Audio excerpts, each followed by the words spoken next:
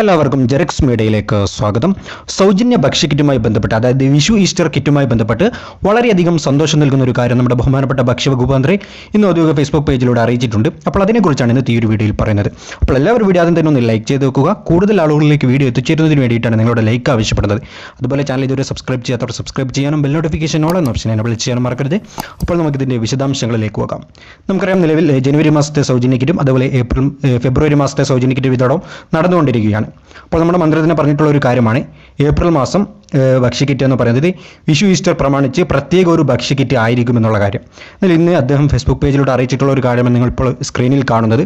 അതായത് കിറ്റിലുള്ള ഐറ്റങ്ങളാണ് അദ്ദേഹം പറഞ്ഞിട്ടുള്ളത്. എപ്പോഴാണ് ഇതിൻ്റെ വിതരണമെന്ന് അദ്ദേഹം പറഞ്ഞിട്ടില്ല.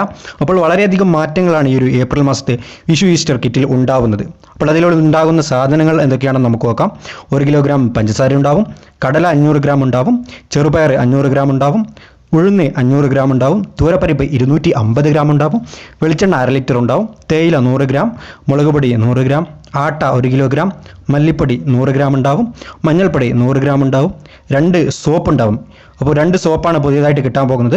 അതുപോലെ തന്നെ ഉപ്പ് 1 കിലോഗ്രാം, കടുക് അല്ലെങ്കിൽ ഉലുവ 100 ഗ്രാം ഉണ്ടാവും. അപ്പോൾ ഇത്രയും സാധനങ്ങളാണ് ഏപ്രിൽ മാസത്തെ വിഷു ഈസ്റ്റർ പ്രമാണിച്ചിട്ടുള്ള പ്രത്യേക ഭക്ഷ്യക്കിറ്റിൽ ഉണ്ടാവുക.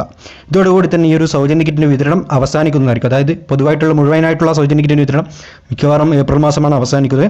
അതിനുശേഷം സൗജന്യ കിറ്റ് ഉണ്ടാവുമോ ഇല്ലേ എന്ന് പിന്നീട് നമുക്ക് അറിഞ്ഞാൽ നിങ്ങൾ അറിയിക്കുന്നതായിരിക്കും. അപ്പോൾ ഈ ഒരു വീഡിയോ കുറിച്ചുള്ള നിങ്ങളുടെ അഭിപ്രായങ്ങൾ താഴെ കമൻറ്റ് ചെയ്യാൻ മറക്കരുത്.